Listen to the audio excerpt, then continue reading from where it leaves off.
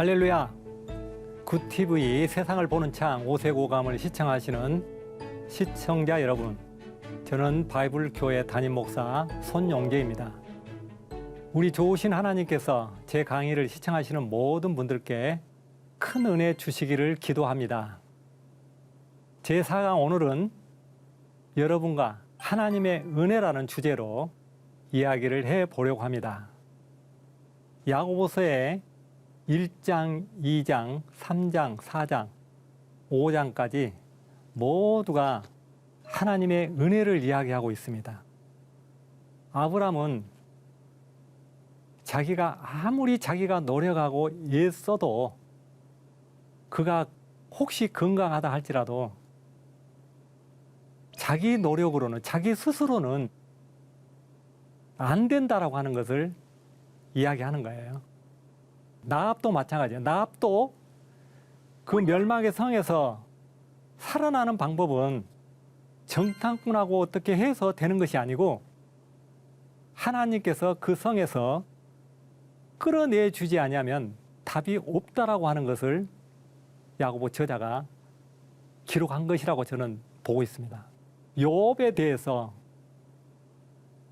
어떻게 기록되어 있냐면은 5장 11절, 욥의 인내를 들었고 그의 결말을 보았거니와, 그렇게 써 있지 욥의 인내를 배우란 말은 없어요. 그런데 2000년 전이나 지금이나 욥에 대해서 오해하고 있어요.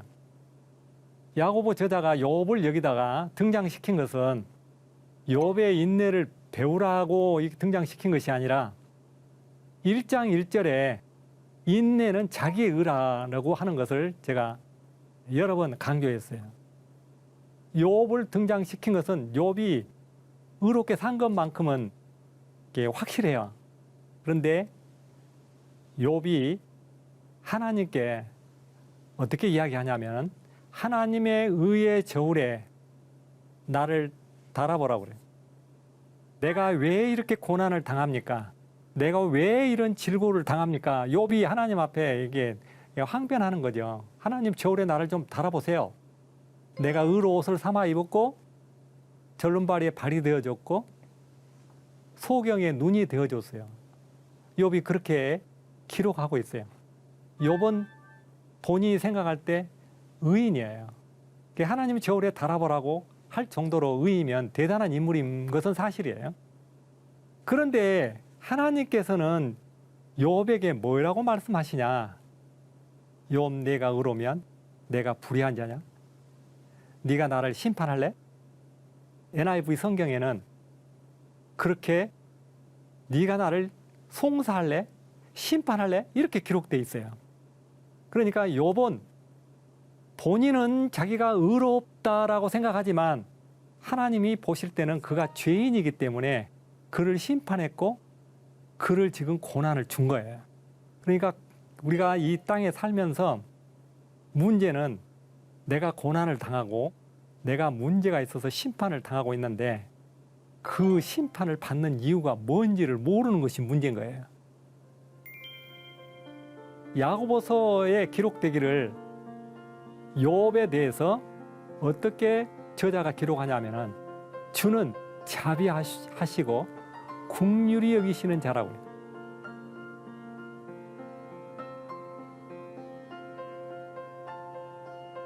아브람도 은혜고 나압도 천사를 보내줘서 은혜고 그 다음에 욥도 자비와 긍휼이 아니면 욥이 회복이 안 돼요. 그런데 욥이 회개하지요. 귀로만 들었던 하나님을 눈으로 보나이다 이렇게 이야기를 해요. 그러니까 욥이 회개하는 거예요. 회개. 욥이 죄가 없으면, 문제가 없으면 회개할 필요가 없는 거예요. 그런데 욥이 회개한 것은 욥이 자기가 과거에 몰랐던 자기 자신을 하나님께 네가 의로우면 내가 불의한 자냐? 네가 나를 심판할래? 이 말 속에 욥이 할 말을 다 잃어버린 거예요. 욥에 대해서 은혜라고 하는 것을 강조했고 그 다음에 이제 더 어려운 문제가 하나 있습니다. 엘리야에 대해서 우리가 요만큼 오해를 하고 있어요. 엘리야 사건에 대해서. 엘리야는 어떤 사람입니까? 이렇게 기록되어 있어요. 그가 기도해서 비가 왔어요. 3년 6개월 동안 비가 오지 않게도 하고 비가 오게도 해요. 이게 대단한 거죠.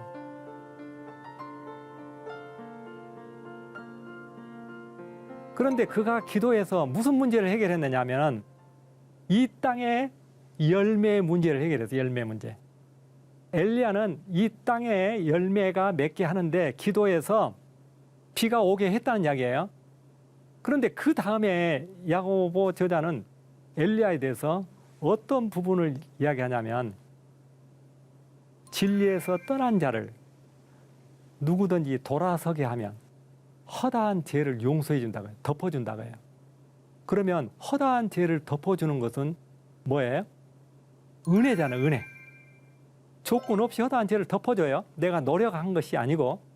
그러니까 전반부에 엘리야가 기도해서 비가 오는 것은 이 땅의 것이고 진리에서 떠난 자들을 돌아서게 해서 돌아서면 어떤 열매예요? 하늘나라 열매잖아요. 그러니까 하늘나라의 열매와 이 땅의 열매를 동시에 말하고 있는 거예요. 엘리야의 문제에 대해서 여기까지만 이야기할 것이 아니라 엘리야는 굉장한 사람이죠.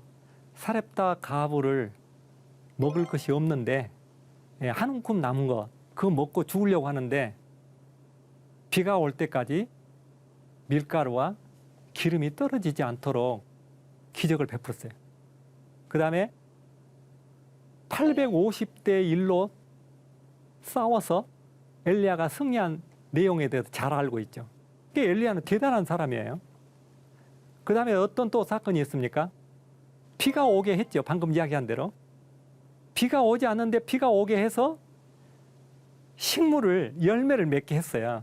이게 대단한 사람인데 그는 결정적으로 로뎀나무 아래서 죽으려고 했어요. 죽으려고.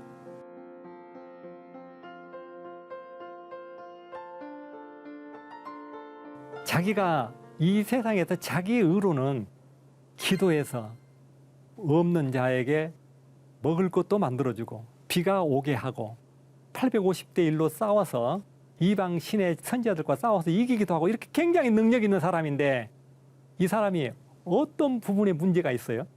우리가 생각할 때 그는 그 이세벨을 무서워하고 있는 거예요. 누구보다도 하나님보다도 이세벨을 무서워하고 있는 거예요.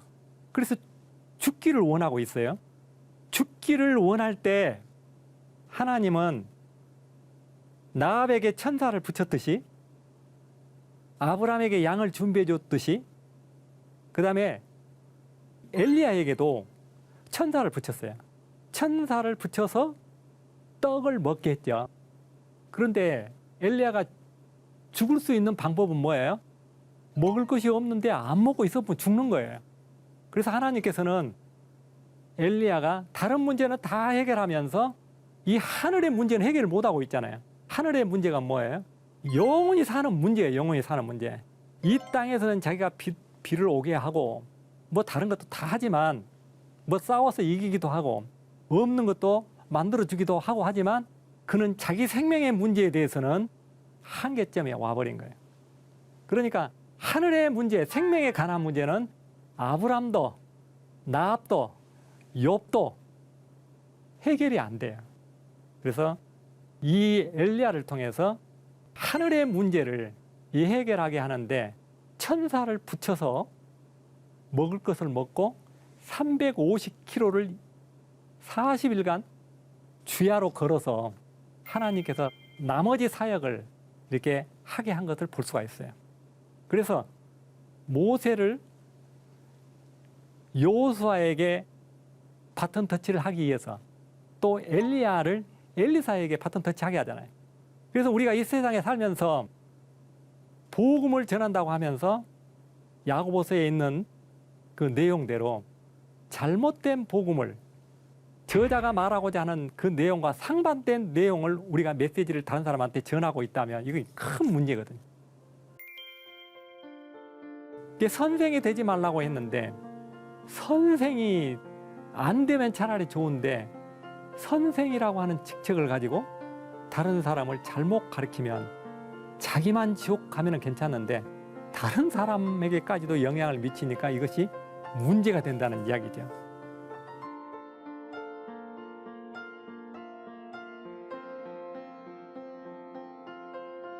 아브라함이 100세 때 아들을 준다고 하는데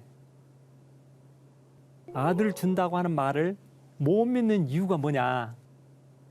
자기가 100세기 때문에 못 믿는 거예요. 나이가 많기 때문에. 우리가 2000년 전에 오신 예수님께서 우리에게 영원한 생명을 약속했는데 안 믿어지는 건 뭐냐? 조상들이 다 공동묘지로 화장터로 갔기 때문에 안 믿어지는 거예요. 이게 이 믿어진다고 하는 것은 내가 노력해서 믿어지는 것이 아니라 하나님께서 우리에게 은혜를 주셔야만이 믿어져요. 자, 내가 비가 오게도 하고 또 열매를 얻게도 하고 사르밧 가부를 먹게도 하고 850대 1로 싸워서 이기기도 하고 이런 능력은 땅의 것이에요. 그런데 내가 영원히 사는 문제는 하나님께서 나를 은혜로 허락하지 아니하면 안 되는 거예요. 어떤 선교사가 인도에 가가지고 3년 동안 선교사로 나갔는데 한 사람도 예수 믿게 못했어요. 그런데 한 사람도 예수 믿게 못했다고 하는 것은 그 선교사가 문제가 있는 것이 아니라 그 땅에 사는 사람들이 믿어지는 은사가 없는 거예요. 안 믿어지는 거예요. 안 믿어지는 거 어쩔 수 없죠. 그런데 우리에게 믿어진다라고 하는 것은 남들에게 주지 않는 은사를 우리에게 특별히 하나님께서 주셨다는 이야기돼요. 그러니까 그 은혜를 감사해서 우리 입에서 찬양이 나오는 거고, 그러니까 다른 사람에게서는 입에서 찬양이 안 나와요. 찬양이 나온다고 하는 것은 하나님의 나라에 이 복을 얻었다고 하는 것은 굉장히 중요하고 굉장히 대단한 거라고 말씀드리고 싶습니다. 엘리야를 인용한 야고보서의 내용을 우리가 잠깐 들어봤습니다. 루터가 야고보 저자는 바울의 은혜 복음을 해석하지 못하게 했다고 그랬는데 바울과 야고보에 대해서 제가 공통된 일치한 점들을 몇 가지를 제가 한번 보겠습니다. 선에 대해서 마음은 원이로되 선은 없다. 이와 비슷한 말이 야고보서에는 온율법을 지킬 수 없다. 똑같잖아요. 공통적이잖아요.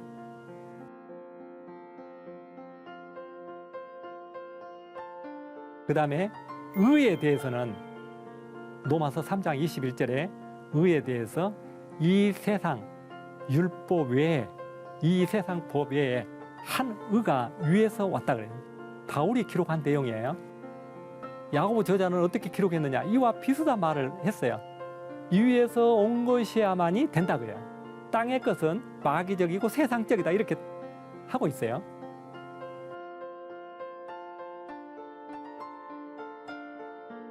그 다음에 바울은 사랑이 없으면 구제하고 세상을 비밀을 다 아는 지식이 있어도 아무 소용이 없다 그래요. 사랑이 없으면 그렇다는 거예요.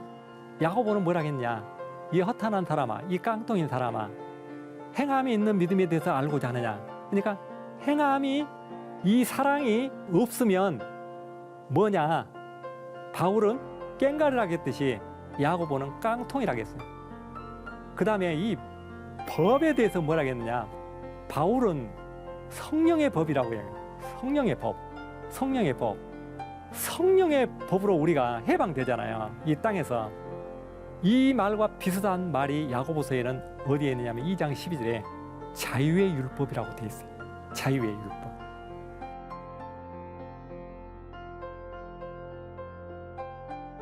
그러니까 야고보서와 바울이 기록한 내용은 바울이 은혜의 복음을 야고보 저자가 침해하는 것이 아니라 전부 똑같은 거예요. 그런데 바울의 복음은 은혜의 복음이고 야고보는 행위의 복음이라고 이야기했는데 제가 지금까지 이야기하는 내용 중에 야고보는 은혜 중에 은혜의 복음이라고 해요. 아까 전반부에 제가 이런 이야기를 했을 거예요. 마태복음에 보면은 바리새인과 서기관의 의보다 더하지 못하면, 이게 바리새인과 서기관의 의만큼 될 사람이 어디 있어 이 땅에. 그러니까 의로는, 자기의 의로는 바리새인과 서기관의 의만큼 더 돼야 된다는 뜻이에요. 그렇죠? 그런데 마태도 그렇게 앞에다 써놓고 뒤에다가 그 나라와 그 의를 구하라. 위에 있는 의로 하나님의 자녀가 된다. 땅의 의로는 답이 없다. 바리새인과 서기관은 땅의 의를 주장하는 대표적인 인물들이잖아요. 야고보서에서는 이렇게 이야기하고 있죠. 나합처럼 또 이야기하고 있고, 위에서 온 것이야만이. 그 다음에 1장 17절에는 어떻게 기록하고 있습니까? 은사와 은혜라고 이야기하고 있어요.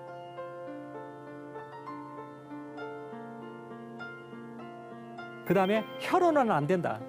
경건도 안 된다. 혀는 사람을 죽이는 독이 가득한데 이 독사와 같은 이 혀를 가지고 가만히 말하고 성질 내지 않고 말한다고 해서 이 말이 의로운 말이 될 수가 없다는 이야기예요.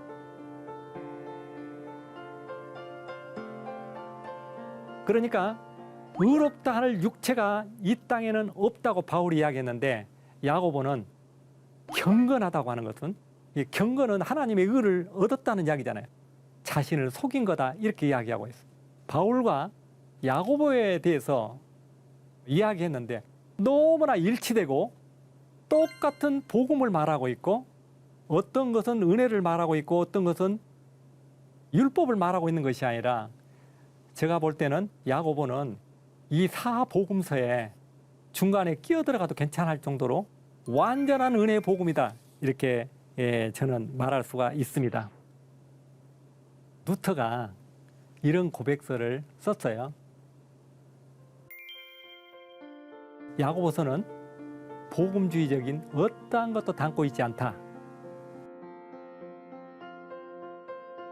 복음주의는 복음이라고 이야기했잖아요. 그런데 루터는 왜 이렇게 그 시대에 1522년도에 이렇게 이야기를 했을까? 그래서 루터가 그 시대에 이렇게 강하게 말을 했기 때문에, 만약 앞으로 이 은혜와 행위에 대해서 논리적으로 정리한 신학자가 나오면 자기 박사모를 벗어준다고 했어요. 그리고 자기를 바보라고 부르게 하겠다고 이야기했단 말이에요. 이렇게 강하게 이야기했기 때문에 이 야고보서에 대해서 이런 은혜의 복음이 숨겨져 있는데 잘 보이지를 않는 거예요. 그러니까 저는 야고보서를 볼 때 하나님의 의와 자기의 의, 그 다음에 땅의 것과 하늘의 것으로 이렇게 나눠서 안경을 쓰고 보면 잘 보이는데, 그 문자적으로 보면 이렇게 안 하면 행함이 없는 믿음이라고 되어 있기 때문에 이 말에 속지 말라는 말이 있어도 무슨 말에 속지 말라는 말인지 이거를 구별을 못하는 거예요. 그래서 제가 이 야고보서에 대해서 제가 보니까, 저도 과거에는 이렇게 알지 못했지만 야고보서에 대해서 제가 신학교에서 강의를 해보고 그 다음에 목사님들을 모아서 이렇게 공부를 해보니까 이 야고보서 내용은 은혜의 복음이라는 것을 이렇게 가르쳐야 되잖아요. 가르쳐야 되는데 이것을 저 혼자 가르칠 수 없기 때문에 방송을 통해서, 그 다음에 신학교를 통해서, 그 다음에 많은 사람들을 이와 똑같이 교육시켜서 전 세계로 이 복음이 나가야 되게 해야 되겠다고 하는 생각이 저 마음속에 있습니다. 그래서 야고보서에 결론적으로 땅의 것과 하늘의 것, 자기의 의와 하나님의 의, 그러니까 야고보서 저자는 자기의 의로는 아브람도 안 되고 나합도 안 되고 욥도 안 되고 엘리야도 안 되고 모세도 안 되고 다 안 된다는 이야기예요. 그러면 누가 되겠어요? 야고보 본인은 의가 있느냐고요. 자기의 의가 있느냐. 근데 자기의 의가 없다고 기록한 내용이 성경에 있다고 했잖아요. 2장 10절에 온 율법을 지키다가 하나라도 범하면, 그러니까 온 율법을 야고보 자신도 못 지키는 사람 속에 포함된 거예요. 하나라도 거치면 다 범한 자가 된다고요. 그럼 다 범한 자가 된 야고보 자신이 우리에게 율법을 지켜서 행위가 있어서 행위가 플러스 되어서 그 믿음으로 구원 얻는다고 만약 말을 한다면 야고보도 구원 얻기가 힘들고 모든 사람이 구원의 문제에 이 행위 때문에 부딪히게 된다는 이야기예요. 그래서 우리가 행위가 없어도 된다는 이야기가 아니라 구원 얻는 문제에 대해서만큼은 이 행위가 포함되지 않는다라고 말하는 거예요. 그래서 우리 예수 믿는 사람들은 구원 얻는 문제가 해결되면, 예수가 내 안에 생명이 있게 되면 행위도 왜 내가 행함이 율법적으로도 행위가 있어야 되냐면 행위가 없으면 복음을 막아버려요. 그래서 빛의 자녀답게 깨끗하게 선하게 이렇게 살아야 되는데 그렇게 못 사는다고 해서 우리가 문제가 되는 것이 아니고, 우리가 그렇게 못 사는 것은 습관적으로 유전적으로 내 조상부터 내려올 수 있어요. 그래서 내가 복음을 막지 않게 하기 위해서는 내가 행위도 깨끗하게 나 자신을 통제하고 이렇게 살아야 되는 것은 맞아요. 그러나 야고보서에 행함이 있는 믿음, 행함이 없는 믿음, 이 문제만큼은 저자가 우리에게 주는 본질은 물질을 나눠줘야 행함이 있는 것이 아니고, 물질이 있어야 나눠주는 것처럼 예수 생명이 있어야 다른 사람한테 나눠주지 않냐. 그 말을 그렇게 해석해야 야고보와 바울의 복음이 일치가 돼요. 그래서 일치되기 위해서 억지로 뜯어 맞히는 것이 아니라 이 말씀 자체가 그렇게 돼 있어요. 나합에 대해서 조금 더 언급하다고 하면은 야고보 저자는 처음부터 나합이 사자를 접대하여, 사자를 접대했다 말은 사자는 누가 보내는 거예요? 하나님이 보내시잖아요. 근데 사자를 왜 보냈냐고요? 사자를 왜? 간단해요, 답은. 그를 멸망의 성에서 끌어내기 위해서. 자, 왜 끌어내야 돼요? 하나님의 자녀이기 때문에. 왜 그가 기생인데 하나님의 자녀예요? 그는 마태복음에 예수님의 족보 속에 세 여인 중에 한 사람으로 들어가 있어요. 그러니까 그는 예수님의 족보의 계보에 들어갈 사람을 그때 정탐꾼이 와서 숨겨주고 뭐 도망가게 해서 이 문제가 해결되는 것이 아니라 하나님께서는 처음부터 에베소 1장에 보듯이 하나님께서 택하시고, 아까 믿어지는 문제 이야기했죠. 믿어진 것은 하나님이 은혜를 주셔서 믿어지듯이 하나님께서 우리에게 선택하신 것도 택하신 것도 그것도 은혜라고 이야기할 수가 있겠습니다. 그가 마태복음에 보면은 예수님의 계보에 이게 나와 있는데, 그러면 우리는 예수님께서 믿어지지 않게 하는데, 믿어지지 않는데 어떻게 하느냐. 그러니까 오늘 우리에게 예수님께서는 잃어버린 양들을 위해서 땅 끝까지 가서 그 사람들에게 이 복음을 전해야 되는 것이지, 우리가 미리 저 사람 믿을 사람 안 믿을 사람 이렇게 한계를 지어서 복음을 전할 사람과 안 전할 사람을 이렇게 구분하는 것은 아니고, 어떤 사람이 잃어버린 양인지를 모르니까 우리는 찾아가서 복음을 전해야 된다. 복음을 전하는데 어떻게 전해야 되냐. 이 은혜의 복음을, 야고보서의 복음을 이렇게 확실하게 논리적으로 복음적으로 이렇게 정리를 해줘야 그 사람에게 마음이 움직이고 생명의 말씀이 들어가야만 그 심령이 깨닫게 되고 그 심령 속에도 예수의 생명이 들어간다라고 생각합니다. 오늘 여기까지 마치도록 하겠습니다. 하나님의 말씀으로 세상을 이해하고 바라보는 마음의 창이 여러분 안에 열리기를 소망하며 이 시간을 마치겠습니다. 감사합니다.